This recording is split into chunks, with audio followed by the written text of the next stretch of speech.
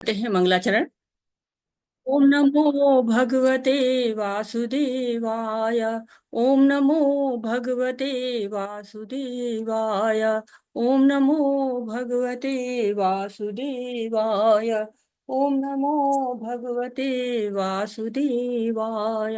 ओम अज्ञानातिमिरान्धस्य ज्ञानञ्जनं शलाकया चक्षुरुन्मीलितं येन तस्मै श्रीगुरुवे नमः। श्रीचैतन्यमनोभीष्टं स्थापितं येन भूतले स्वयं रूप कदा मह्यं ददाति स्वपदान्तिकं। वन्देऽहं श्रीगुरु श्रीयुतपदकमलं श्रीगुरून् वैष्णवांश्च श्रीरूपं साग्रजातं सहगण अन्वितं तं सजीवं साद्वैतं सावधूतं पर्जनसहितं कृष्णचैतन्यदेवं श्रीराधाकृष्णपादान् सहगणललिता श्रीविशाखा अन्वितांश्च। हे कृष्ण करुणा सिंधु दीनबंधु जगतपते गोपेश गोपिका कांता राधा कांता नमस्तुते। तप्त कांचन गौरांगी राधे वृंदावनेश्वरी वृषभानुसुते देवी प्रणमामि हरिप्रिये। नमो विष्णुपादाय कृष्ण पृष्ठाय भूतले श्रीमति भक्ति वेदांत स्वामिन् इति नामिने। नमस्ते सरस्वती देवे गौरवाणी प्रचारिणे निर्विशेषा शून्यवादी पाश्चात्यदेशतारिणे। जय श्री कृष्ण चैतन्य प्रभु नित्यानंदा श्री अद्वैत गदाधर शिवासादि गौर भक्त वृंद। हरे कृष्ण कृष्ण कृष्ण हरे हरे हरे राम राम राम हरे हरे हरे कृष्ण कृष्ण कृष्ण हरे हरे हरे राम राम राम हरे हरे। हरे कृष्णा सभी को, हरे कृष्णा। आप सभी का स्वागत है। 18 दिनों में जो ये भगवत गीता समझने की हमने यात्रा शुरू की हुई है, इसके आप 5वें दिन में पहुंच गए हैं। 5वां अध्याय है हमारा, और हम इसमें आपका स्वागत करते हैं। और सबसे पहले याद करते हैं अपने आध्यात्मिक गुरु पूजनीय शीला प्रभुपाद जी को, और साथ ही साथ श्री श्री राधा गोविंदर मंदिर के जो अध्यक्ष हैं, मैंगलोर में है ये मंदिर, नमो निष्ठा दास प्रभु जी, जो कि इस पाठ्यक्रम के जनक भी हैं, उनको नमन करते हैं। साथ ही सभी शिक्षा गुरुओं को, सभी दीक्षा गुरुओं को नमन करते हैं, और आप सभी भक्तों को पांचांग प्रणाम और हरे कृष्णा। तो आज के अध्याय का नाम है कर्म योग। कर्म योग कृष्ण भावना भावित कर्म। तो आपको लग रहा होगा कि ये तो नाम सुना हुआ हुआ है, अभी तो हमने पढ़ा था कर्म योग। आश्चर्य हो रहा होगा, फिर दोबारा आ गया ये। तो ये क्या है? तो देखिए, हमने कर्म योग पढ़ा और ज्ञान योग पढ़ा, दो पढ़ा। अब इसके दोनों को, तीसरे और चौथे अध्याय का विस्तार है ये, कि जब हमारे को कर्म का सिद्धांत पता चल जाए, जब हमें ज्ञान मिल जाए, तो हम भगवान की सेवा कैसे करें। तो तीसरे अध्याय में हमने पढ़ा था कि नियत कर्म करना चाहिए, कर्म के बिना तो कोई रह ही नहीं सकता है। और चौथे अध्याय में बताया गया कि ज्ञानी लोग के लिए कोई कर्म नहीं रह जाता है, तो फिर अर्जुन को संशय हो जाता है। और भगवान कहते हैं कि दिव्य ज्ञान के साथ कर्म करो। तो ये जो दिव्य ज्ञान है, ये हमने पूरा जाना है चौथे अध्याय में। और चौथे अध्याय में और क्या क्या हमने जाना है, कल के अध्याय का थोड़ा सा हम देखते हैं कि कल हमने क्या क्या जाना। तो भगवान ने कहा, एवं परंपरा प्राप्ति इमम राजर्षियो विदु स काल नेह महता योगो नष्ट परंतपः। कि ये विज्ञान है, जो भगवत गीता का ज्ञान है, ये मैं दे चुका हूं। पहले सूर्य देव विवस्वान को दिया, फिर मनु को दिया, फिर इक्ष्वाकु को दिया, लेकिन ये नष्ट हो गया। किससे? काल नेह महता, काल के कारण नष्ट हो गया। और साथ ही साथ उन्होंने कहा कि ऐसा नहीं कि मैं सबको बता देता हूँ, लोग सोच रहे हैं अर्जुन को बता रहे हैं तो सबको बता देते हैं। नहीं, स एवाय मया तेद्यम योगा प्रोक्ता पुरातना भक्तेशी में सखा चेती रहस्यम हेतु उत्तमम। तो उत्तम ये जो रहस्य है, ये मैं किसको बताता हूँ? जो भक्त हो और साथ ही साथ सखा भी हो। और क्यों आते हैं भगवान? यदा यदा ही धर्मस्य ग्लानि भवति भारत अभ्युत्थानम धर्मस्य तदात्मानं सृजाम्यहम् हम। तो जब धर्म का जो है पतन होता है और अधर्म की प्रधानता होती है, तब भगवान आते हैं। उद्देश्य क्या होता है? परित्राणाय साधूनाम विनाशाय च दुष्कृताम धर्म संस्थापनार्थाय संभवामि युगे युगे। भक्त का उद्धार करने, उसको प्रसन्न करने, उसको लीला दिखाने, दुष्टों का विनाश करने और धर्म की पुनर्स्थापना के लिए भगवान हर युग में प्रकट होते हैं। तो उनको जानना बहुत जरूरी है। कृष्ण के जो जन्म कर्म को जान गया, वो तो समझिए सनातन धाम को पहुंच गया, भगवान के धाम को पहुंच गया। क्यों? क्योंकि जन्म कर्म च मे दिव्यम यो एवं यो वेति तत्वतः त्यक्ता देह पुनर्जन्म नेति मामेति सो अर्जुन है। कि अगर जो भगवान के कर्म भी असाधारण है, भगवान के जन्म भी असाधारण है। क्या है, कैसे, कौन जो है चार हाथों के साथ पैदा होके कहता है कि चलो मुझको नंद के घर पहुंचा दो? ऐसा तो कोई भी साधारण व्यक्ति नहीं कर सकता है। और तो वो भी, और उनके लीलाएं देखिए, गोवर्धन पर्वत उठा लेते हैं। और साथ ही साथ कहते हैं जैसे तुम करोगे वैसा ही आदान प्रदान मैं करूंगा। भगवान भी बिल्कुल बराबरी का व्यवहार चाह रहे हैं, कह रहे हैं ये यथा माम प्रपद्यन्ते तास्थैव भजाम्य हम मम वर्तमानुवर्तन्ते मनुष्य पार्थ सारसा। तो जिस भाव से शरण ग्रहण करोगे उसी भाव से मैं फल दूंगा। और चार वर्ण उन्होंने बनाए, चातुर्वर्ण में आशिष्टम गुण कर्म विभाग तस्य कर्तारमपि माम विद्य कर्तारम अव्ययम। तो मैं अकर्ता हूं, लेकिन तुम लोग के लिए गुण के आधार पर, तुम्हारे कर्म के आधार पर मैंने व्यवस्था की है। किस लिए व्यवस्था की है?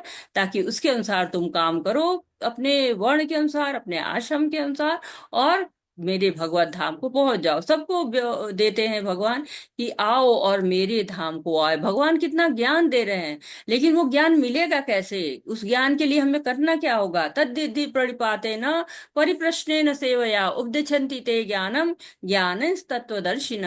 तो तत्व किसको पता है? स्वरूप सिद्ध व्यक्ति को, जो गुरु बनते हैं वो ही ज्ञान दे सकते हैं। गुरु के बिना ज्ञान कहा, कहते हैं ना। लेकिन गुरु के बिना तो ज्ञान नहीं, लेकिन श्रद्धा भी तो होनी चाहिए। श्रद्धावान लभते ज्ञानम तत्पर संयत इंद्रिय ज्ञान लब्ध्वा परम शांति चिरणाधिगच्छति। तो ज्ञान जो है वो श्रद्धा रखने वालों को मिलता है, और श्रद्धालु जो है वो उनको नहीं मिलता है। संशय आत्मा विनश्यति। जो संदेह करते हैं उनका तो पतन ही हो जाता है। इसलिए हमको क्या करना है? ज्ञान में रह के, उस ज्ञान में रह के अर्जुन को क्या कहा है कि योग तिष्ठो तिष्ठ भारत अपने संशय चित्वेनम संशय योग मति तिष्ठो तिष्ठ भारत। तो भारत है अर्जुन, भारत कहा गया क्यों? क्योंकि भरत नाम के जो राजा थे, आप लोगों ने शकुंतला की और दुष्यंत की कहानी पढ़ी होगी, उन्हीं के भरत जो है पुत्र थे। और भरत के नाम से भारत कहा गया ना, तो उसी के नाम से अर्जुन को भारत कहा गया है। और कह रहे कि भारत, तुम उस वंश के हो, भरत के वंश के हो तुम, और तुम उठो और युद्ध करो। और अब आज पांचवा अध्याय को पढ़ेंगे, ताकि हम उसके अनुसार हम जान सके कि कैसे कर्म करें हम, जो भगवान के कर्म हो जाए, कृष्ण भावना भावित कर्म हो जाए। तो पहले देखते हैं कि सूखी मानसिक अटकलों से बेहतर है भक्ति सेवा। भगवान की भक्ति करिए, क्योंकि भगवान की भक्ति ही बेस्ट है, वही पार लगा देगी बिना इधर उधर की बातों से। कहते दूसरा अध्याय टेस्ट 11 से 23 किस द्वारा वर्णित आत्मा का ज्ञान। तो आप लोगों ने आत्मा के बारे में बहुत इस समय सुना हुआ है। कोई आत्मा के बारे में कुछ कहना चाहता है? हरे कृष्णा। आत्मा की कुछ विशेषताएं बताना चाहिए, हैंड रेज करिए।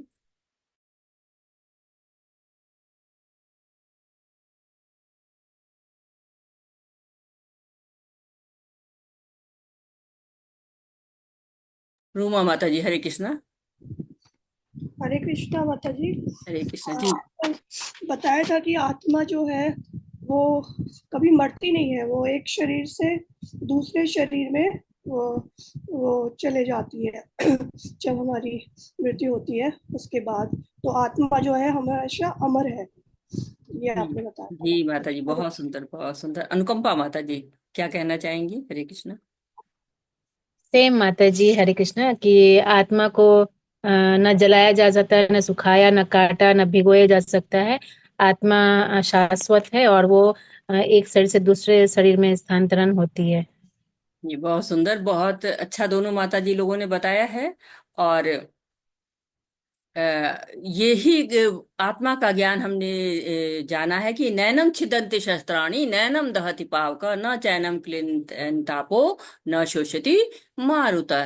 तो न जलाते हैं, न उसको वायु सुखा सकती है, न उसको छेद सकते, उसको हनन, आत्मा का हनन नहीं किया जा सकता है। ये बहुत बड़ी बात। और साथ ही क्या है, आत्मा परिवर्तन करती, शरीर का देहांतरण करती रहती है ना।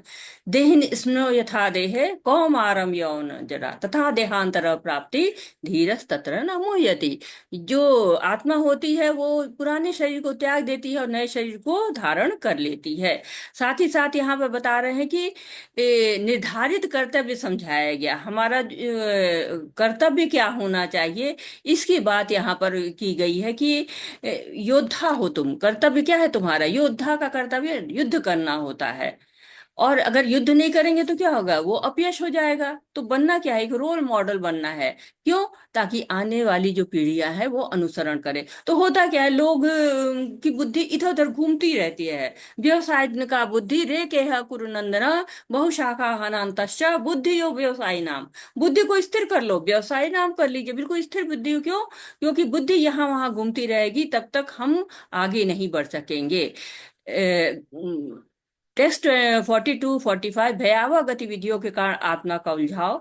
टेस्ट 46-53 भक्ति सेवा द्वारा अनासक्ति। तीसरा अध्याय ज्ञान में व्यक्ति के लिए कोई कर्तव्य नहीं। अध्याय 4 सभी प्रकार के यज्ञ ज्ञान में परिणित होते हैं। और चौथे अध्याय के अंतिम पद में कृष्ण ने अर्जुन को फिर से उठने और लड़ने के लिए कहा।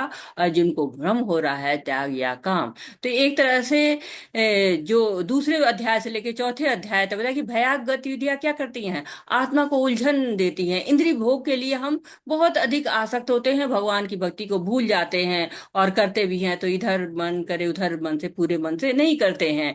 लेकिन कहते हैं कि भगवान को यदि हम याद कर लेते हैं, भगवान यावान अर्थ उदापाने सर्वतः संपुतोद के तावान सर्वेषु वेदेषु ब्राह्मण से विजानतः।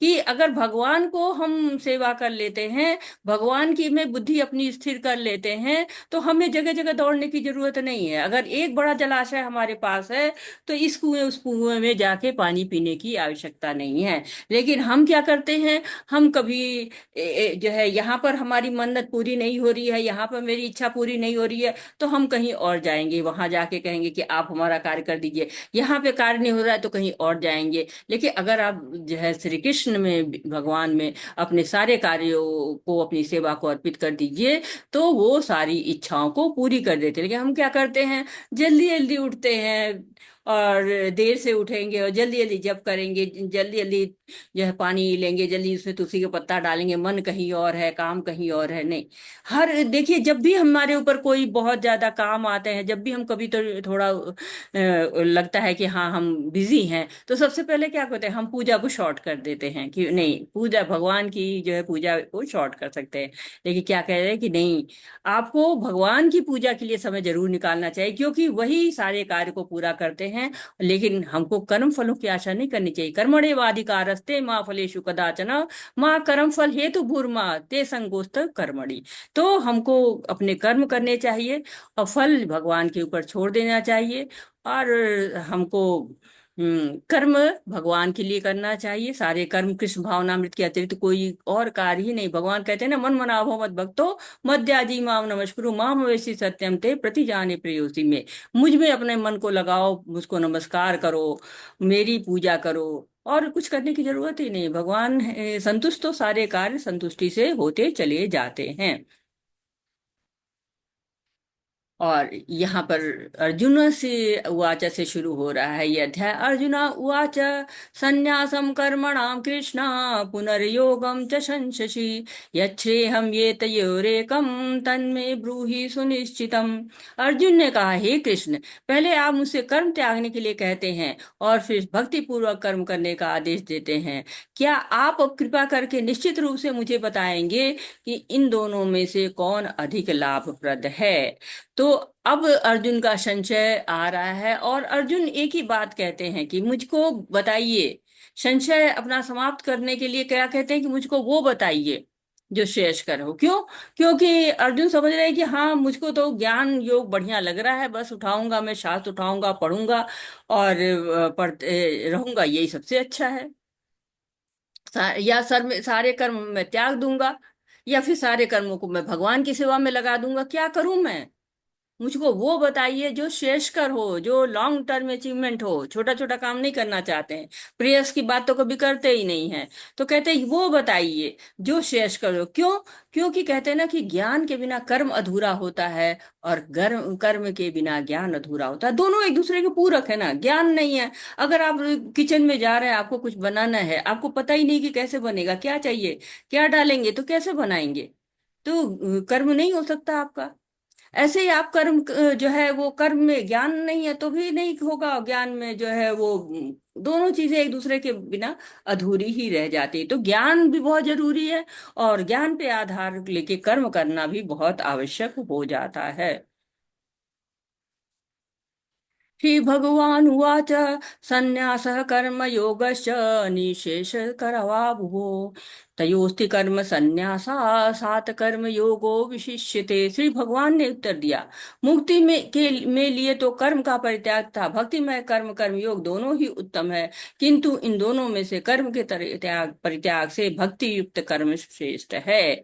तो भगवान कह रहे हैं कि ठीक है, दोनों ही सही है, लेकिन आपको क्या करना है, इंद्रिय तृप्ति तो बिल्कुल नहीं करनी कि आप जो भी काम करो केवल इंद्रिय तृप्ति कर लिए करो। उससे क्या होता है कि इंद्रिय तृप्ति से आपकी मुक्ति नहीं हो सकती है। और साथ ही साथ अगर सकाम कर्म करते हैं, केवल भोगों में पड़े हुए भौतिक जीवन है तो एकदम ही बेकार जीवन है। लेकिन अगर सकाम कर्मों में जाते हैं तो उसमें क्या होता है, बंधन होता है, बंधन हो जाए। लेकिन भगवान के लिए जब कार्य किया जाता है तो आपको या तो कर्म का त्याग करिए या भक्ति में कर्म करिए, दोनों उत्तम है। तो कर्म का त्याग कौन करता है? ज्ञानी लोग करते हैं, जो एकांत में चले जाते हैं और वहां पे सब कार्य छोड़ दे के अपना केवल भगवान में ध्यान लगाते हैं। तो वो सबके लिए तो हो भी नहीं सकता, गृहस्थ जा ही नहीं सकता, स्त्रियां जा ही नहीं सकती, बच्चे जा ही नहीं सकते। तो लेकिन भक्ति सब कर सकते हैं। 5 साल के प्रहलाद भी भक्ति कर रहे थे, ध्रुव भी भक्ति कर रहे थे, नारद मुनि भी भक्ति कर रहे थे। तो भगवान की सेवा में अपने सारे कर्मों को समर्पित करके भक्ति बड़ी आसानी से की जा सकती है। लेकिन भावना दोनों में क्या होनी चाहिए? भगवान की है, सारी चीजें भगवान की हैं और भगवान की सेवा में लगा दीजिए। तो चाहे फिर कर्म संन्यास करिए, चाहे भक्ति युक्त कर्म करिए। तो भगवान कह रहे हैं कि क्योंकि अगर आप भक्ति करते हैं तो भगवान अपने आप शुद्धि देते रहते हैं। एकांतवास करने पर कभी कभी होता है ना, जब हमने पहला मिथ्याचारी हो सकता है कोई, क्यों? क्योंकि भोग का चिंतन आने लगता है। तो ये क्या हो जाता है, कृत्रिम रूप से आप त्याग कर रहे हैं और पतन होने का कारण भी हो जाता है। कहते हैं एकांत की भक्ति जो है वो उपद्रव लाती है। अगर आप अकेले भक्ति कर रहे हैं तो क्या होता है, मन इधर उधर भटकता है। जैसे विश्वामित्र जी थे, अकेले भक्ति कर रहे थे तो क्या हुआ, जो कि इतना दिनों तक भक्ति कर रहे थे, इतने दिनों से लगे हुए थे, तपस्या कर रहे थे, और बस मेनका के पायल की आवाज सुनते हैं और उनकी भक्ति टूट जाती है। तो इसलिए करना क्या है कि हमको भगवान की सेवा में अपनी सारी वस्तुओं को लगा देना है और भगवान के लिए सारे कर्मों को करना है। राजा नगा भयंकर गतिविधियों, बलिदानों और दान करने के शौकीन थे। एक गलती, 2 ब्राह्मणों को असंतुष्ट करने तथा बहुत लंबे समय के लिए छिपकली बनने के लिए पापपूर्ण परिणाम प्राप्त करना। कृष्ण द्वारा मुक्ति, भ्रामक गतिविधियों का परिणाम कबूल करना, इसलिए भक्ति सेवा केवल आत्मा के लिए शुभ कर्म है। ये कहानी आपको राजा नृगा की है। और ये क्यों है, किस लिए यहाँ पे है ये, क्योंकि सकाम कर्मों को बता रहे कि जो लोग सकाम कर्मों में लगे रहते हैं ना, बहुत लोग सकाम कर्म बहुत ज्यादा करते हैं, उनके साथ कैसे बंधन हो जाते हैं, इसकी बात यहाँ पर की जा रही है। क्योंकि ये यहाँ पर माया है ना, लोग जुटे रहते हैं माया में ही। सूर्यवंशी राजा थे नृग, और भागवतम की ये कहानी है, सुखदेव गोस्वामी परीक्षित महाराज को सुनाते हैं एक दिन ऐसा होता है कि जो यदुवंशी होते हैं उसमें गदा हैं, चारुभानु हैं, प्रद्युम्न हैं, सांब हैं, ये सब यदुवंशी थे, यानी कि जो कृष्ण के जो वंश है उसमें थे ये लोग। और वो उनके सखा लोग थे, खेल रहे हैं, और खेलते खेलते उनको प्यास लगती है, बड़ा सा कुआं दिखाई देता है, और उसमें जाके देखते हैं तो उतना ही बड़ा जीव, बिल्कुल गिरगिट के आकार का। आश्चर्य होता है, ये क्या है, दया भी आ रही है। अब वो सोच रहे हैं, बच्चों को तो खेल हो जाता है ना हर चीजों की, निकालते हैं इसको बाहर, और निकाल नहीं रहा है, वो इतना बड़ा गिरगिट निकाले कैसे, इतना भारी, बच्चे छोटे। तो वो जानते हैं कि ये जो है ना श्री कृष्ण, ये सारे काम कर देंगे, पकड़ लाते हैं उनको, कमल नयन भगवान श्री कृष्ण आते हैं, बड़ी आसानी से निकाल के बाहर कर देते हैं। जो गोवर्धन पुरुष उठा सकता है, गिरगिट तो निकाल ही सकता है। भगवान का स्पर्श होता है, एकदम वो सुंदर सा नवयुवक बन जाता है, एकदम सोने सा उसका रूप, सुंदर वस्त्र आभूषण। कहता है, मैं राजा नृग हूँ, इक्ष्वाकु का पुत्र हूँ। इक्ष्वाकु आप जान रहे हैं, कल हम लोगों ने पढ़ा था, मनु के पुत्र इक्ष्वाकु हैं, इक्ष्वाकु के पुत्र राजा नृग हैं। तो और बहुत दानी थे, कहते कि मेरी दानियों में गिनती थी, मैं बहुत बड़ा दानी था। कहते कि जितने पृथ्वी में धूल के कण हैं, और जितना आकाश में आपको तारे दिखाई दे रहे हैं, उतनी गहुएं मैंने दान दी है। और ऐसे वैसे नहीं दी कि ले जाओ गाय, नहीं नहीं, सबकी सींगों में सोना मढ़ दिया, खुरों में चांदी मढ़ दी, और बहुत सारे कुएं बनाए। कहने का मतलब कि बहुत सारे समाज कल्याण के कार्य किए, बहुत दान किया उन्होंने। लेकिन होता क्या है, एक बार दान दे रहे थे, और उन 1 लाख गाय देते थे, एक एक ब्राह्मण को 1 लाख गाय दी, उसमें से एक गाय आके पुनः जो दान देने वाले गाय थी उनमें मिल गई। अब वो मिल गई तो है, अब दोनों जो ब्राह्मण थे जिनको दान मिला था, लड़ना शुरू कर दिए, मेरी गाय, ये मेरी गाय। दोनों एक ही गाय पर रुके हुए कह रहे हैं राजा ने कि मैं तुमको उसके बदले में 10,000 गाय दूंगा, लेकिन दोनों ब्राह्मण नहीं तैयार, यही चाहिए। और फिर उनको श्राप मिल जाता है। और एक तरह से शाप ही हो जाता है, क्योंकि जब मृत्यु उनकी होती है और वहां जाते हैं यमराज के पास, तो उसका उनको पाप लगता है। तो उनसे पूछा यमराज जी ने कि पहले पाप भोगोगे या तुमने इतने दान किए उसके पुण्य भोगोगे, तो कहने हम पहले पाप भोगेंगे। और गिरगिट बन जाते हैं और सहस्त्र वर्षों तक उसमें पड़े रहते हैं। लेकिन भगवान के आते ही उनकी सारी जो है वो समस्या दूर हो जाती है, और बहुत सुंदर सा उनका जो है वो शरीर मिल जाता है। तो ये सकाम कर्म है, क्योंकि ये इच्छा से की जाती है, स्वर्ग प्राप्ति की इच्छा। बहुत से लोग आसक्त होते हैं अपनी चीजों के प्रति, लेकिन बहुत लोग आसक्त नहीं होते हैं, वो भगवान के लिए कर्म कर्म करते हैं। और कहते हैं कि कुछ लोग भगवान के लिए कर्म करते हैं, और लेकिन कर्म करते करते वो दिखावा करना शुरू कर देते हैं। कैसे दिखावा करते हैं कि हम बहुत बड़े वैरागी हैं, लेकिन उनका वैराग्य कृत्रिम होता है। कैसे पढ़ते हैं, प्रापंचकित्या बुद्ध्या हरि संबंधी वस्तुना मुमुक्षु भी परित्यागो वैराग्यम फल्गु कथ्यते। जब लोग भगवान से संबंधित चीजों को, मुक्ति को प्राप्त करने के लिए उत्सुक होते हैं, तथा उन्हें भौतिक होने के लिए सोचना, उनके त्याग को अधूरा कहा जाता है। भक्ति रसामृत सिंधु 1.2.256। तो ये एक बड़ी सुंदर सी बुक है। आप आगे चलेंगे, जब लेवल 1 करेंगे, फिर लेवल 2 करेंगे, जब लेवल 3 में पढ़ते हैं तब आपको ये पढ़ाई जाती है, फिर लेवल 4 लेवल 5 में भी पढ़ाई जाती है। बड़ी सुंदर सी किताब है, पूरी व्यवहारिक बताते हैं कि भक्ति कैसे करते हैं। तो वहां पे वैराग्य के बारे में बताया गया। वैराग्य 2 तरह के होते हैं। यहाँ पे फल्गु वैराग्य का वर्णन है, और एक युक्त वैराग्य। फल्गु वैराग्य है कृत्रिम ढंग से जो है वो वैराग्य बन जाना, संन्यास कर लेना। मतलब आपका कुछ है नहीं, वैसे तो आज आए हैं आप, आपका कुछ भी नहीं है, लेकिन आप कहते हैं हम त्याग हैं। हाँ, तो ये अपूर्ण वैराग्य है, क्योंकि हमारे पास तो, हमारा तो कुछ है नहीं, हाँ, सब कुछ तो किसका है, भगवान का है। ऐसे ही, लेकिन हम उसको दान देते हैं, वो अलग चीज है। लेकिन वैराग्य नहीं, नहीं वैरागी है हम, हमारा तो हमने तो सब घर बार छोड़ दिया है, तो छोड़ा क्या है आपने, आपका कुछ था ही नहीं। हम किसी के घर जाते हैं तो ऐसा तो नहीं है कि हम कहते हैं कि हम उसके घर का सब वैराग्य कराए, नहीं। हम ऐसे ही जब शमशान में लोग जाते हैं तो बड़े वैरागी वाली बातें करते हैं, सुनिए। तो कहते हैं 2 दिन की जिंदगी है, 2 दिन का मेला है, सब कुछ यहीं रह जाता है, क्या लेके आए थे, क्या लेके जाएंगे, सब कुछ यहीं रह जाता है। बड़ी वैरागी वाली बातें, बड़ी अच्छी अच्छी बातें करते हैं। वो अलग बात है कि वो जैसे ही बाहर निकलते हैं तुरंत कहते हैं, अरे भाई लाओ चाय, लाओ कॉफी, लाओ कोल्ड ड्रिंक लाओ, बहुत सवेरे से तो कुछ खाया नहीं है। तो ये क्या क्या होता है, वैराग क्या होता है? ये जो है वो आपको फल्गु वैराग्य कहा जाता है। फल्गु नाम क्यों पड़ा हुआ है? फल्गु नाम इस पड़ा हुआ है कि गया में एक नदी है, फल्गु नदी है, और वहां पे श्राप मिला हुआ है उसको, सीता माता जी ने श्राप दिया हुआ है। तो वो नदी में ऐसा होता है कि ऊपर ऊपर बालू है, पूरा ऊपर बालू है, नीचे नीचे नदी बहती है। तो जब आप उसको थोड़ा खोदते हैं ना, तो पानी निकलता है। तो इसी तरह से अब आजकल तो नहीं निकलता है। अब जो मैं हम गए थे वहां पे, तो वहां बहुत पानी है, सरकार ने एक व्यवस्था की हुई है, तो काफी पानी दिखता है। लेकिन वैसे सचमुच में जो है नदी ऐसी है कि आप उसको खोदोगे पानी निकलेगा। तो इसका कहने का क्या मतलब है? कहने का मतलब है कि आपके अंदर वैराग्य नहीं है, आप वैरागी नहीं है, आपको सब चीजें खूब अच्छी लगती हैं, लेकिन वैराग इसलिए कर रहे हैं कि हाँ अंदर अंदर है, लालसा है, रसगुल्ला मिलता तो खा लेते। लेकिन रसगुल्ला जो है वो ऐसे कहते हैं, नहीं नहीं हम कुछ नहीं खाते, हम मीठा नहीं खाते हैं। तो ये क्या होता है? फल्गु वैराग्य होता है। तो ऐसे लोगों को भगवान जो है कहते हैं मिथ्याचारी कहते हैं।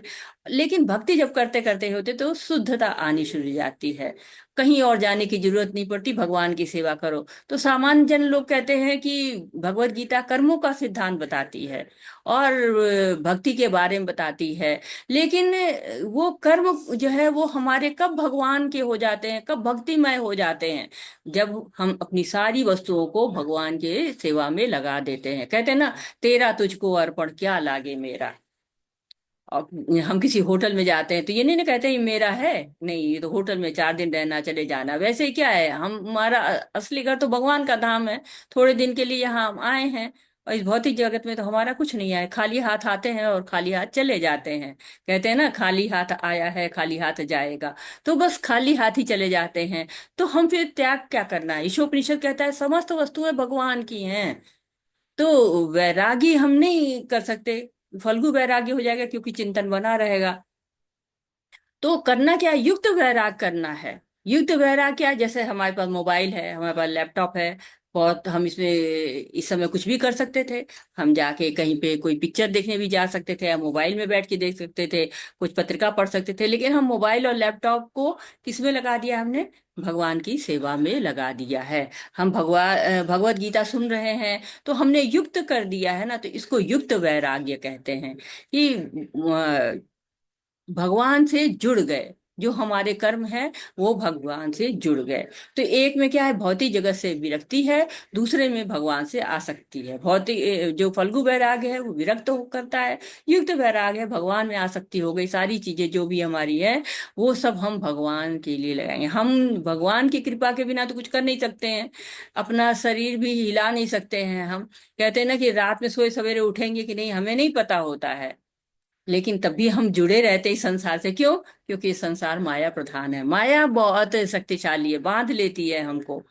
परंतु माया किसके अधीन है? भगवान के अधीन है। और सभी वस्तुओं का जब हम उपयोग करेंगे भगवान के लिए, तो माया हमको नहीं बांध पाएगी। अब अगर जैसे बॉस को हम कुछ दे देते हैं, तो जो नीचे का अधीनस्थ हो तो कुछ नहीं कर पाते हैं ना, नहीं दे दिया। जैसे गेट पे हैं किसी के, गए और गए, हमने घंटी बजाई, तो ये कुत्ता दौड़ के आ गया, लेकिन हमसे डर जाएंगे, हम तो किनारे हो जाएंगे, नहीं नहीं कुत्ता है काट नहीं ले। लेकिन जैसे उसका मालिक आता क्या, गो टॉमी गो, चला जाता है कुत्ता। तो क्या ऐसी माया क्या है? भगवान की जो है वो अधीनस्थ है, और जो भगवान कहते हैं वही करती है। जो हम भगवान के अधीन हो जाते हैं तो माया हमारा कुछ भी नहीं बिगाड़ सकती है। तो एक तरह से समझिए कि जैसे दूध है, कई लोग दूध पीते हैं पेट खराब हो जाता है, लेकिन दही खाते हैं तो ठीक हो जाता है। दोनों चीजें दूध से बनी हुई हैं। तो वही चीज आपको मोहग्रस्त भी बना सकती है, वही वस्तु आपको मोह से हटा भी सकती है। कहते ना कि जिह्वा असंयमित हो तो बंधन में डाल देगी, भोग लगा के प्रसाद खाएंगे तो भक्ति हो जाएगी, शुद्धता आ जाएगी, जिह्वा को भी स्वाद मिलेगा। तो भगवान की भक्ति में कुछ भी त्याग नहीं करना। बहुत लोग आते हैं यहाँ पे, कहते हैं कि बताइए हमको भक्ति करने के लिए क्या क्या त्यागना पड़ेगा, तो हम कहते कुछ नहीं त्यागना पड़ेगा।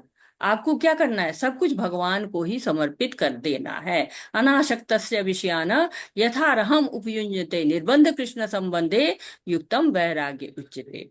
तो युक्त कर देना है, जो भी हमारी कर्म है सब कुछ हमें भगवान की ही सेवा में लगा देना है, भगवान के ही कामों में लगा देना है। हरे कृष्णा, कोई पढ़ना चाहेगा? हैंड रेज कर सकते हैं जिसको पढ़ना है। उर्मिला माता जी पढ़िए, माता जी। हरे कृष्ण माता जी। हरे हरे कृष्ण। हरे कृष्ण। कर्म योग या कर्म संन्यास। ज्ञेयस्नित्य सन्यासी यो न द्वेष्टि न कांक्षति, निर्द्वंदो हि महाबाहो सुख सुखम बंधात् न प्रमुच्यते। जो पुरुष न तो कर्म फलों से घृणा करता है और न कर्म फल की इच्छा करता है, वह नित्य सन्यासी जाना जाता है। हे महाभाव अर्जुन, ऐसा मनुष्य समस्त द्वंद्वों से रहित होकर भव बंधन को पार कर पूर्णतया मुक्त हो जाता है। कर्म फल का त्याग करो, कर्म का नहीं। हरे कृष्ण माता जी। हरे आगे। कृष्णा माता जी, बहुत सुंदर माता जी, बहुत सुंदर पढ़ा आपने। धन्यवाद। तो सन्यासी की परिभाषा यहाँ पे बताई गई है कि इस लोग सन्यास का क्या अर्थ होता है, सन्यासी कौन होता है। तो जो संसार के बंधनों से मुक्त हो जाता है, त्याग करता है, किसका? कर्म का त्याग नहीं हो सकता ना, कर्म फलों का त्याग करता है। क्यों? क्योंकि शरीर निर्वाह है, शरीर तो है ही है, उसका निर्वाह करना ही करना है। तो हमें कर्म करना ही पड़ेगा। न कर्मणात् अनारंभत नैष्कर्म्य पुरुषोष्णते। तो कर्म करना पड़ेगा, लेकिन सन्यासी क्या है, द्वंद्वों से दूर रहता है। द्वंद्व किसको कहते हैं? जैसे सुख दुख है, सर्दी गर्मी है, दिन रात है, धूप छाया है, तो हमेशा कशमकश लगी रहती है, दोनों विपरीत है ना। तो जो सन्यासी होता है ये इन परिणामों से दूर रहता है। भगवत गीता हमको सिखाती है ना कि जो असली सन्यासी क्या है, जो अपने सभी कर्मों को भगवान से युक्त कर दे, तो सबको लाभ होता है। कि जो हम भगवान का नाम करते हैं, माला जब हम लोग कर रहे थे ना शुरू में, तो हरि नाम जप करते हैं, कीट पतंगे भजन को तो सुनते हैं, उनका भी उद्धार हो जाता है। और जो प्रसाद हम लोग चढ़ा बनाते हैं, भगवान को भोग लगाते हैं, प्रसाद हम जिसको खिलाते हैं उसका भी कल्याण हो जाता है। इंद्रियां वश में रहती हैं, क्यों? वाणी से गलत नहीं निकलता है, शब्द नहीं निकलता, हमेशा आनंद में रहते हैं, क्रोध नहीं आता है। और हम समझते हैं कि सन्यास का मतलब कि छोड़ दो, घर बार छोड़ दो, लेकिन क्या छोड़ेंगे? हवा है, पानी है, सब तो ग्रहण कर ही रहे हैं हम। तो सब कुछ हम छोड़ नहीं सकते हैं, हाँ, लेकिन तब भी बहुत से लोग ज्ञान योग के होते हैं, जाते हैं तब करते हैं। लेकिन भक्ति बहुत आसान है, तब करना थोड़ा मुश्किल है। इसके बारे में हम आगे पढ़ेंगे कि कैसे मुश्किल होता है तप करना, एकांत में रह के भक्ति करना। यहाँ पर नामाचार्य हरिदास ठाकुर के जो है वो फोटो दिख रही है आपको, जो चित्र दिख रहा है उसमें हरिदास ठाकुर जी हैं। और हरिदास ठाकुर जी को नामाचार्य कहा जाता है। क्यों कहा जाता है? हमेशा नाम जपते रहते थे, हमेशा। मुस्लिम परिवार में जन्म हुआ था इनका, महान वैष्णव लेकिन थे। हरे कृष्णा आंदोलन में बहुत इन्होंने अच्छा काम किया है। प्रतिदिन 3 लाख जप करते थे। सोचिए, हम लोग कहते हैं 16 माला जब, बहुत मुश्किल है, कितना मुश्किल है, कि वो 3 लाख जप करते थे। और इसकी वजह से लोग उनको बहुत पसंद करते थे, बहुत उनका यश गान हो करते थे। अब वहां के जमींदारों को इच्छा हो गई कि अरे मेरा नाम जप होना चाहिए, ये क्या है, ये तो सब लोग हरिदास ठाकुर का नाम जप कर रहे हैं कि बहुत अच्छा, बहुत अच्छा है। तो उसने उनको बदनाम करने के लिए एक वेश्या से बात की, हीराबाई से कहा कि जाओ तुम रात्रि में उनके यहाँ जाओ, तो लोग देखेंगे तो कहेंगे कि अरे दिन भर तो माला जपते हैं और रात में इनके यहाँ वेश्या आती है। तो फिर वेश्या जाती है उनके पास, तो हरिदास ठाकुर कहते हैं कि बैठिए, अभी मेरी माला पूरी नहीं हुई है, जब मैं माला पूरी कर लूंगा तो आपसे बात करूंगा। तो माला जप कर रहे हैं, वेश्या वहीं बैठी हुई है। सवेरा हो गया, फिर दूसरे दिन आती है वेश्या, फिर वो नाम जप कर रहे हैं, बैठिए अभी हम आपसे बात करेंगे। और फिर वो चली जाती, सवेरे तीसरा दिन होता है। अब वो समझिए, जो 2 रात तक लगातार और तीसरी रात भी लगातार नाम जप सुन रहा है, कितनी शुद्धि हुई होगी। और वो वेश्या भी बिल्कुल शुद्ध हो जाती है। और उसने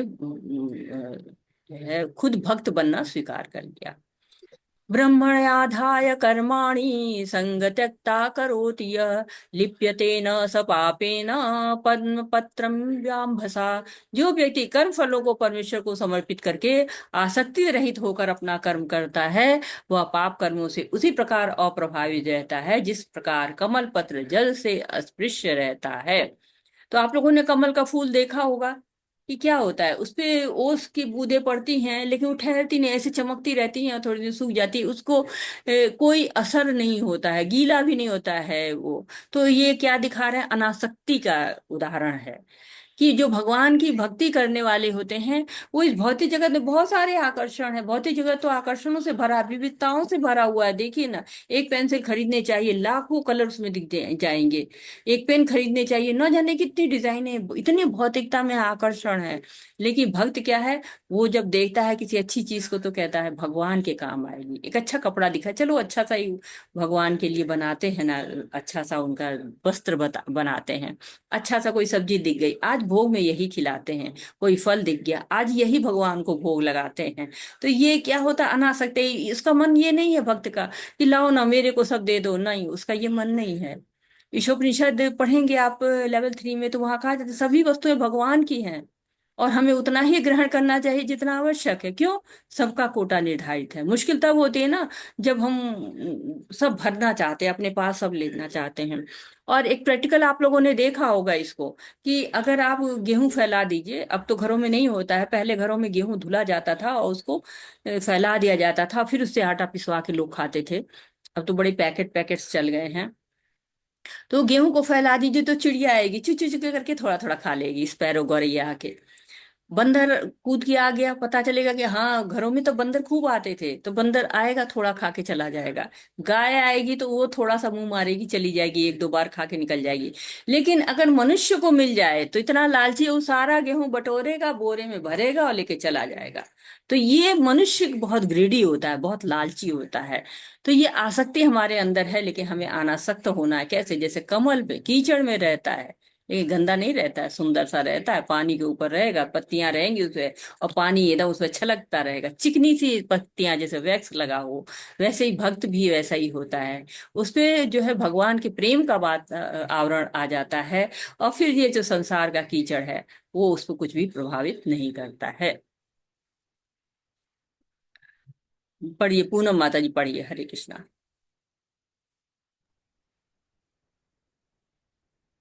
अरे इसको खा हरे कृष्णा।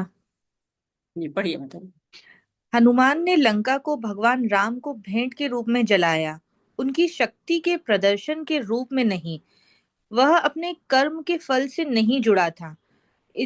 इसने उन्हें तुरंत प्रभु की अगली सेवा में शामिल होने के लिए सक्षम किया, क्योंकि उनकी हर सांस प्रभु की सेवा के लिए थी।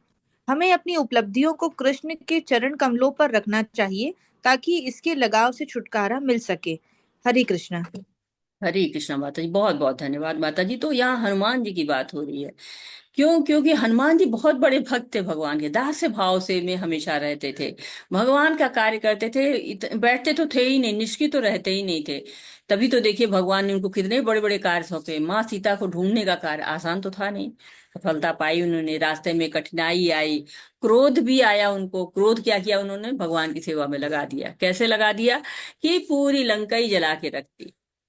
क्रोध इतना आया तो अपनी सामर्थ्य है, अपनी शक्ति है, अपनी बल है, अपना बुद्धि है, सब कुछ भगवान को समर्पित।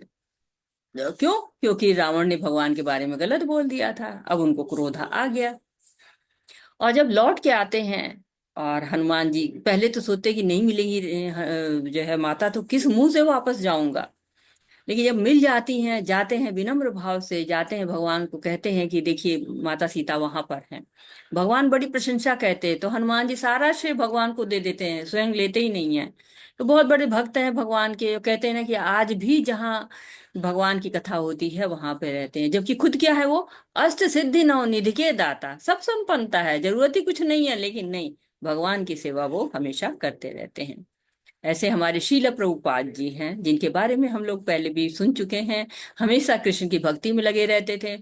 देखिए, भारत में जो है भगवान को सब लोग जानते हैं, तो अगर आप भगवान की बात कहिए ना तो गलत भी कहते हैं तो लोग बड़ी जल्दी विश्वास कर लेते हैं। लेकिन विदेश में जो भगवान को जानते ही नहीं है, वो जल्दी विश्वास नहीं, वैसे भी नहीं विश्वास करते हैं वो। लेकिन जब विश्वास कर लेते हैं तो बड़े मन से करते हैं। तो प्रभुपाद के कमरे में कैमरा लगा देते हैं कि देखिए ये करते क्या है, देख रही तो हमेशा जप करते हैं या बुक्स लिखते हैं। तब उनको विश्वास हो गया कि बहुत शुद्ध भक्त है। उन लोगों को लगता था कि ये लोग भी नकली होंगे, मिथ्याचारी होंगे। और जहां प्रभुपाद जी गए वहां तो लोग हिप्पी लोग थे, शराब पीते थे, जुआ खेलते थे, चोरी करते थे, लूटपाट करते थे। लेकिन प्रभुपाद जी हमेशा उनसे अप्रभावित रहे और भगवान का भक्त जो है वो बनाया उन लोगों को। और आज भी देखिए कितने लोग हैं उनके शिष्य। आज भी हम जय पताका स्वामी हैं या राधानाथ स्वामी हैं, आप देखिए सब लोग भगवान जो है प्रभुपाद जी के डायरेक्ट शिष्य हैं। अमेरिका में रहते थे, नाम बदल गए और आके यहाँ पे सेवा करते हैं। और तो प्रभुपाद जी जब अमेरिका जा रहे थे, लोगों ने कहा कि अब तो आपको उनके जैसे कपड़े पहनने पड़ेंगे, उनके संस्कार को अपनाना पड़ेगा, खाना पड़ेगा वैसे ही। तो उनका नहीं, मैं सिखाने जा रहा हूँ, मैं भक्त बनाने जा रहा हूँ, मैं कोई विदेशी जो है गोरा बनने नहीं जा रहा हूँ। तो भगवान के भक्त कोई चीज का परित्याग किए बिना ही और आराम से भक्ति का प्रचार प्रसार करते हैं, भगवान का प्रचार प्रसार करते हैं। एक बार किसी से पूछा प्रभुपाद जी से कि आपको कोई ढेर सारा सोना दे तो क्या करेंगे, तो उन्होंने क्या करेंगे, भगवान को लगा दूंगा। तो ये क्या होता है, युक्त वैराग्य होता है। जो भी मिले वो सब भगवान की सेवा में लगा देना है। विद्या विनय संपन्ने ब्राह्मणे कविहस्तनि शुनि चैव स्वपाके च पंडिता समदर्शिनः। विनम्र साधु पुरुष अपने वास्तविक ज्ञान के कारण एक विद्वान तथा विनीत ब्राह्मण गाय, हाथी, कुत्ता तथा चंडाल को समान दृष्टि से समभाव से देखते हैं। तो आपको लगेगा कि अरे ये कैसे है, ब्राह्मण, कुत्ता, हाथी सबको कैसे एक भाव से देखते हैं। कहा जाए जब विद्या से संपन्न हो जाता है, ज्ञान से, अब ज्ञान हो गया तो और ज्यादा पता चल गया। और ज्ञान, लेकिन कौन सा ज्ञान होना चाहिए, भौतिक ज्ञान नहीं, दिव्य ज्ञान। उससे क्या होता है, दृष्टि परिवर्तित हो जाती है, समभाव हो जाता है। तो वो सबके साथ क्या करता है, समान व्यवहार करता है। लेकिन ये नहीं है कि गाय को कुत्ते को हाथ से रोटी खिलाया तो ब्राह्मण को भी हाथ से दे देगा, शेर चीते को भी हाथ से दे देगा, नहीं। वो जानता है कि ब्राह्मण को जो है बैठा के आसन देना है, उसके पैर धोने हैं, उसको तब प्रसाद खिलाना है। शेर है तो वो रोटी नहीं खाएगा, चीता रोटी नहीं खाएगा। लेकिन किस मामले में संभव होता है तब, कि वो सबको शरीर के स्तर पर नहीं देखता है, वो आत्मा के स्तर पर देखता है कि सब में जो आत्मा है, भगवान का ही अंश है ना आत्मा। अणु आत्मा, विभु आत्मा, ये दोनों आत्माएं जो है वो रहती है ना, चाहे कोई भी योनि हो। देखिए सबके अंदर दिख रहा है ना, ये जो आप चित्र में देख रहे हैं, सबके अंदर चतुर्भुज रूप भगवान परमात्मा रूप में सबके अंदर पाते हैं। और यही जो पंडित होता है वो समझ जाता है। यह दुनिया निश्चित रूप से एक बेहतर जगह होगी यदि सभी का साथ मिल सके। इस विचारधारा को सार्वभौमिक भाईचारा कहा जाता है, लेकिन कहीं भी व्यवहार में नहीं देखा गया। कारण यह है कि एक सामान्य सार्वभौमिक मार्गदर्शक पिता को स्वीकार करने तक सार्वभौमिक भाईचारा एक दूर का सपना है। तो बड़े मजे से हम लोग कहते हैं कि सब लोग जो है भाई भाई हैं, सब लोग है एक बराबर के हैं, और शांति चाहिए, युद्ध ना हो। लेकिन क्या होता है, लोग भाईचारा नहीं निभाते हैं। क्यों? क्योंकि जानते ही नहीं कि ममे वांश जीव लोके जीवभूता सनातना, सारे जीवन जीव भगवान के अंश हैं। तो जब ये ज्ञान हो जाए तब तो भगवान का अंश माने।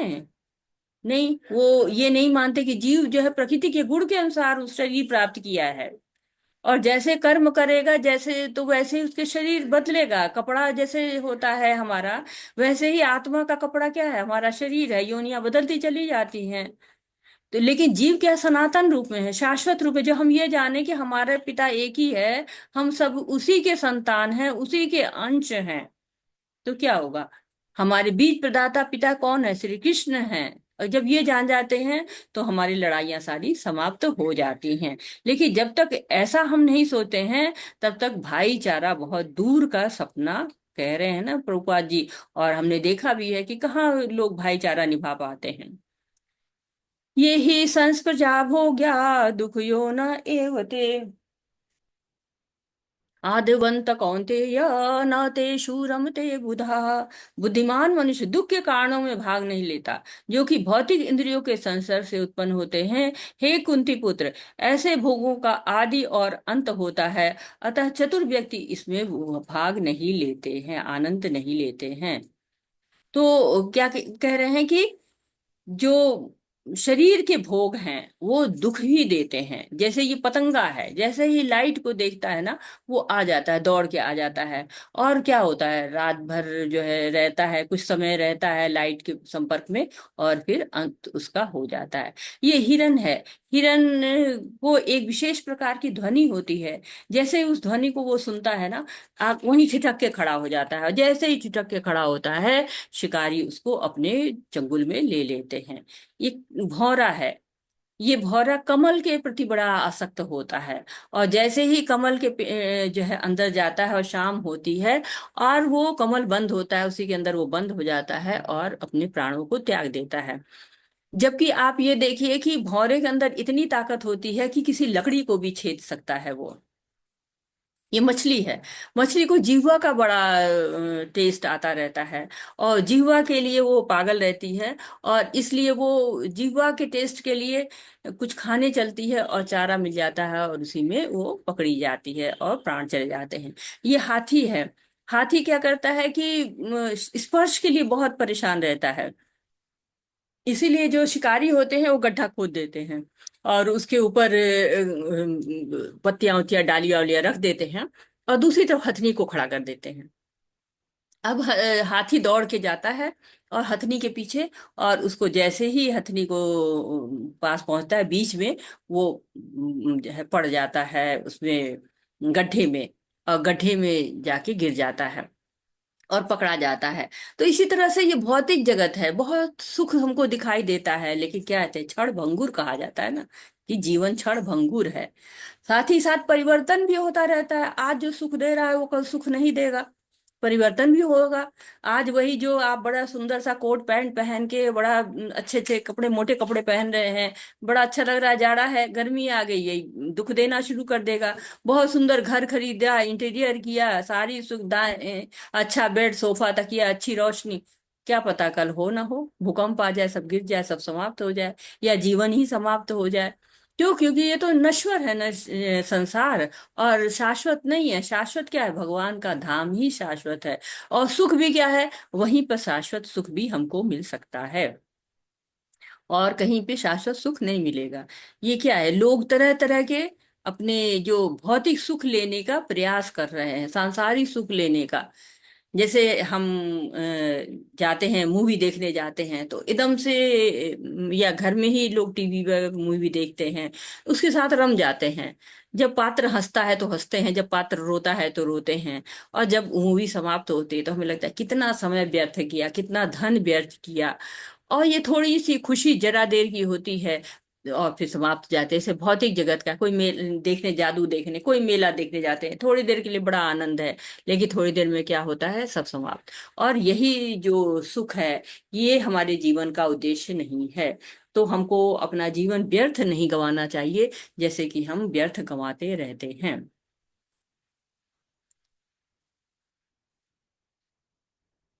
ये आज का श्लोक है। रोज आपको मैं एक श्लोक देती हूँ, तो ये आज का श्लोक है। भोक्तारम यज्ञ तपसा सर्वलोक महेश्वरम सुहृद सर्वभूतानां ज्ञात्वा शांति। मुझे समस्त यज्ञों तथा तपस्याओं का परम भोक्ता, समस्त लोकों तथा देवताओं का परमेश्वर एवं समस्त जीवों का उपकारी एवं हितैषी जानकर मेरे भावनामृत से पूर्ण पुरुष भौतिक दुखों से शांति लाभ प्राप्त करता है। तो ये भोक्ताराम यज्ञ तपसा, जो शांति सूत्र इसको कहा जाता है, शांति स्थापित करने के लिए तीन बातों का होना बहुत ही जरूरी होता है। कौन सी है तीन बातें? कि भोक्ताराम यज्ञ तपसा, जितने भी यज्ञ हैं सबका कौन है भोक्ता? भगवान है। होता क्या है, हम अपने आप को भोक्ता मानते हैं और हम इन कष्टों में पड़ जाते हैं। तो भोक्ता हम नहीं हैं। जब हम जान जाएंगे कि भगवान ही भोक्ता हैं, जितने भी यज्ञ हम करते हैं, जितनी तपस्याएं हम करते हैं, जो भी दान पुण्य करते हैं, सबके भोक्ता कौन है? भगवान है। सब चीजें भगवान की हैं, तो भगवान को अर्पित करते चलिए, तो आपको कोई समस्या, संतुष्टि हो जाती है ना, शांति हो जाती है। क्योंकि जब हम मैं करते हैं ना, परेशानी वहीं पे होती है। मैंने किया, मेरा है, मुझे चाहिए, जब ये होने लगता है तो हम प्रकृति के गुणों में फंस जाते हैं। ये कहते हैं आद्यवंत कौन्तेय, आदि और अंत होता है इस प्रकृति के जो भी गुण है, इसका आदिवंत। प्रकृति में सब चीज, कोई भी चीज रुकती नहीं है। तो भोग भी जो है, जो हम करना चाहते हैं, हम हमेशा भोग नहीं कर सकते। देखिए, अगर हम आज हैं, हम हो सकता है कि आज बहुत ज्यादा खा सकते हैं, लेकिन आज बहुत ज्यादा खा सकते हैं, जिस दिन पेट खराब हुआ नहीं खा सकते हैं ना। या वृद्धावस्था आती है, धीरे धीरे खुराक कम होने लगती है, नहीं खा सकते ना, भोग नहीं सकते ना। आज जो है खूब ढेर सारे जेवर ला सकते हैं, लेकिन कल नहीं ला देंगे ना, नहीं ला सकते, हमेशा नहीं ला सकते ना। रात में उतारना पड़ सकता है, उम्र हो गई उतारना पड़ सकता है, बीमार हो गए उतारना पड़ सकता है। तो ये जीवन के जो भोग हैं, इन भोगों में हम हमेशा नहीं रम सकते हैं। ये हमेशा जो है वो भोक्ता इसलिए हम नहीं हैं। भोक्ता केवल एक ही है, कौन है? भगवान ही है। भगवान ही आदि पुरुष हैं। भगवान ही देने वाले भी हैं, भगवान ही लेने वाले भी हैं। जब दूसरी बात ये हो कि भोक्ता राम यज्ञ तपसा सर्वलोक महेश्वरम, सारे जो लोकों के, एक दो लोक नहीं, ब्रह्मांड में बहुत सारे अनगिनत ब्रह्मांड हैं। तो सबकी व्यवस्था भगवान के पास है, और सबके महेश्वरम, सबके ईश्वर वही है। हमको तो लगता है भगवान बड़े आराम से बैठे हुए हैं, हम ही सारे कष्ट भोग रहे हैं, लेकिन नहीं। भगवान ने कितनी व्यवस्था की हुई है, सारे लोगों की व्यवस्था चल रही है। सबको अन्न चाहिए, जल चाहिए, वायु चाहिए, कपड़े चाहिए, कितनी हमारी आवश्यकता है, सारी आवश्यकताओं को पूरी करने की उन्होंने व्यवस्था की हुई है। और हमारी ही नहीं, सारे लोक में व्यवस्था की है। और तीसरा क्या है कि भगवान हमारे हितैषी, भगवान ही हमारे हितैषी हैं। अगर हम ये जान जाए ना, तो कुछ और जानने की जरूरत नहीं है। हमको दुनिया के दोस्त खोजने की और जो है सुहृद खोजने की जरूरत ही नहीं है। हमको केवल भगवान से ही खुशी मिल जाएगी। लेकिन हम भूल जाते हैं इस चीज को, और जब हम भूल जाते हैं तो हम दुख पाते हैं। हम रास्ते में अकेले जा रहे हैं, हमें बहुत भय लग रहा है, लेकिन भगवान को साथ के लेके चले, हमारा भय समाप्त हो जाएगा। प्रहलाद महाराज को देखिए ना, कितने कष्ट आए, उनको डरे ही नहीं। क्यों? वही पर्वत से फेंके जाना है, आग में जला देना है, शस्त्रों से मार देना है, लेकिन नहीं। कौन है? सुहृद को है हमारे ना, हमें क्या सोचना है? भगवान है, देखेंगे वो करेंगे, हमको तो कुछ नहीं करना है। जब ये बातें हो जाती है, तो फिर हमारा जीवन बहुत सुखी होना शुरू हो जाता है। तो लक्ष्य तक पहुंचना है, तो हमें भगवत गीता को ही पढ़े, क्योंकि भगवत गीता हमें लक्ष्य तक पहुंचाती है, शांति देने का सूत्र है। हमको शांति देते हैं। लेकिन हाँ, हमको हमारा सारा मार्गदर्शन भगवत गीता के द्वारा हो जाता है। जैसे कि हम गाड़ी में बैठते हैं, हमें लक्ष्य तक पहुंचना है, तो हम गूगल मैप में डालते हैं कि हमारा होम, हम यहाँ से चल रहे हैं, हमारा पिकअप पॉइंट यहाँ है, और हमारा जो है ड्रॉप पॉइंट वहाँ है, हमारा डेस्टिनेशन वहाँ है, हम वहाँ जाना है। गूगल मैप लगा देते हैं, गूगल मैप हमको पहुंचाते हैं। लेकिन गूगल मैप क्या हमसे डेस्टिनेशन पूछता है ना, कि कहाँ जाना है? लेकिन भगवत गीता हमको क्या बताती है कि हमको जाना कहाँ है, और हमको हमारा लक्ष्य भी बताती है, रास्ता भी बताती है, ले जाके पहुंचा भी देती है। तो ये जो अध्याय हमारा है, ये हमको कर्म कांड से कर्म योग तक पहुंचा के, और उस कर्म को शुद्धि करके भगवान के लिए कर्म करवाता है। और साथ ही साथ हमें भगवत धाम पहुंचाने की भी रास्ता बताता है, शांति पाने का भी रास्ता बताता है। जबकि अर्जुन सोच रहे थे कि वैराग्य करूं कि कर्म करूं, तो वैराग्य तो ज्ञानी लोग का कर्म है। तो अर्जुन को मन में आ रहा कि भगवान ने ज्ञान की बहुत बढ़ाई की है, और फिर युद्ध करने को, कर्म करने को कह रहे, तो ये संशय आ गया। लेकिन आज के अध्याय में यही बताया कि ज्ञानी बनकर बैठकर अध्ययन करें या कर्म करें, हमको निष्काम कर्म करना है, वैरागी बनना है, और ज्ञान के साथ है। क्योंकि हमारे अंदर बहुत सारी इच्छाएं हैं, बहुत सारी आसक्तियां हैं, उनको कैसे दूर करना है? भगवान के लिए कर्म करके, कृष्ण भावना भावित कर्म करके ही हम भगवान के पास पहुंच सकते हैं, भगवान से मिल सकते हैं, भगवान के लिए प्रयास कर सकते हैं। भगवत प्राप्ति ही हमारा सर्वोत्तम उपाय है, जो है वो मार्ग है। और वहां का लक्ष्य हमको कैसे मिलेगा? भगवान के लिए सारे कर्म करके। तो एक तरह से हमें चुनना है कि हम कर्म संन्यास करें कि हम भगवान के कर्म करें। तो हम कर्म संन्यास तब कर सकते हैं जब पूरी तरह शुद्ध हो जाए। इसलिए अधिकांश लोग क्या करते हैं, कर्म योग का मार्ग चुनते हैं, कर्म फल की आसक्ति को त्याग देते हैं और कर्म करते हैं, और कहते हैं ना कि वैसे ही रहते हैं जैसे पानी में कमल रहता है, प्रभावित नहीं होते हैं। तो हमें भगवान के लिए कर्म करना है, और ये समझ के करना है कि भगवान ही भोक्ता है, परम भोक्ता है, और सभी लोगों के महेश्वर है, परमेश्वर है, और साथ ही साथ सभी जीवों के हितैषी हैं। जब ऐसा जान जाते हैं तो शांति लाभ मिल जाती है। सोने की एक ईंट मूल्यवान है, और इसे कागज के वजन के रूप में उपयोग करने से बेहतर उद्देश्यों के लिए उपयोग किया जा सकता है। इस प्रकार बहुमूल्य मानव जीवन का उपयोग सांसारिक अर्थ भोग के बजाय वास्तविक सुख प्राप्त करने के लिए किया जाना चाहिए। इस मानव शरीर का उचित उपयोग करें। तो मानव शरीर का उचित उपयोग कैसे हो सकता है?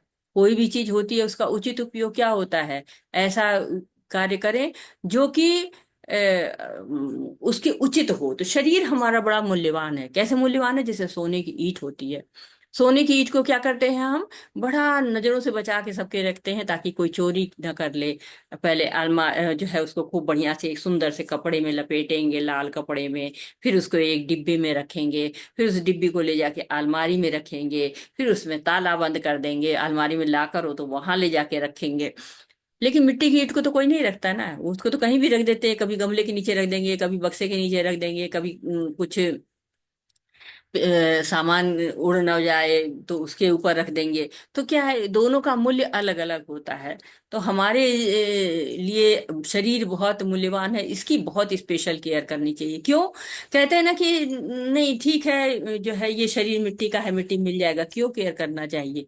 तो क्योंकि केयर इसलिए करना चाहिए कि इसी से तो आत्म साक्षात्कार होना है।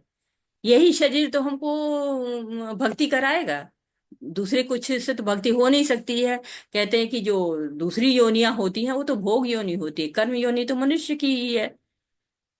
और मनुष्य को जो ये शरीर मिला हुआ है, ये आहार निद्रा भय मैथुन के लिए नहीं मिला है। पहले भी हम बोल चुके हैं ना कि आहार निद्रा भय मैथुनम च समानम एतत् पशुआर नार नाम धर्मे ही तेषाम आदिको विशिष्टो धर्मेण हीना पशु भी समाना। जब धर्म के हीन हो जाता है आदमी तो पशु के समान हो जाता है। तो पशु नहीं बनना है, हमको धर्म के साथ रहना है। धर्म क्या है? धर्म है कि चार पुरुषार्थ धर्म में होते हैं, धर्म अर्थ काम और मोक्ष। और पंचम पुरुषार्थ क्या होता है? भक्ति होती है। भक्ति करनी है। युधिष्ठिर जब सारे उनके भाई यक्ष के प्रश्न न देकर पानी पी लेते हैं नदी के पास, तो यक्ष का प्रश्न आता है क्या, कि सबसे आश्चर्यजनक चीज क्या है? तो युधिष्ठिर ने कहा था कि हर क्षण लोग गाल के गाल में समा रहे हैं, फिर भी क्या कहते हैं, भोगते जाते हैं। कैसे भोगते हैं? जैसे कसाई की दुकान में जो है वो जानवर बंधे होते हैं, तो एक एक करके रोज एक एक जानवर कम हो रहा है, लेकिन जो बचे हुए जानवर पर कोई प्रभाव नहीं पड़ता, वो आराम से जो खाना मिलता रहता है खाते रहते हैं।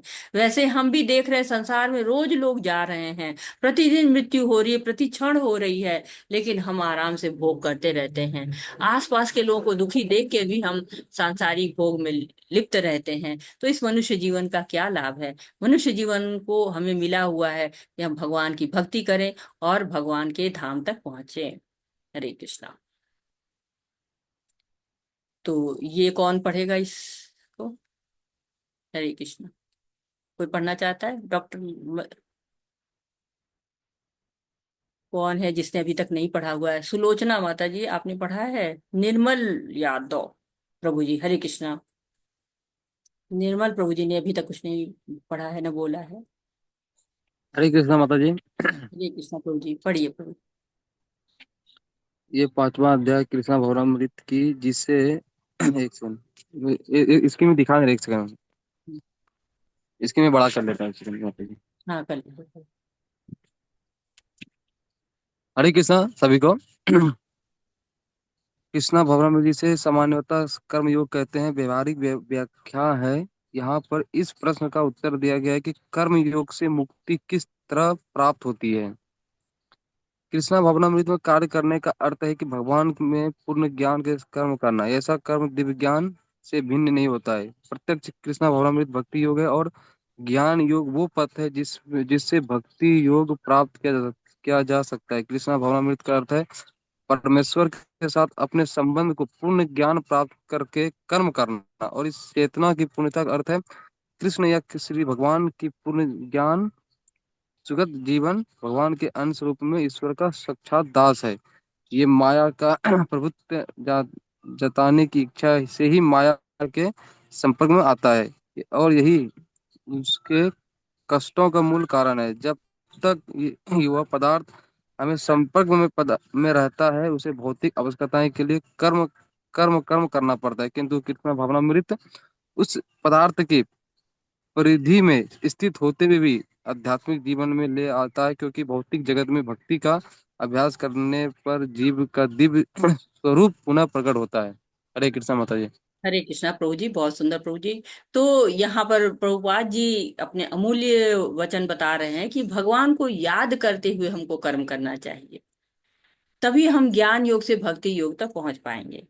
साथ ही साथ बता रहे हैं कि माया ही है जिसे हम बंधन में पड़ते हैं। क्यों? क्योंकि हम माया को भोगना चाहते हैं, भोक्ता बन जाते हैं। भोक्ता भगवान है, ये हमें याद रखना चाहिए। और ये मानव शरीर बहुत ही सर्वोत्तम है, इसको हमें बहुत संभाल के रखना चाहिए, और साथ ही साथ इसका उचित उपयोग करना चाहिए।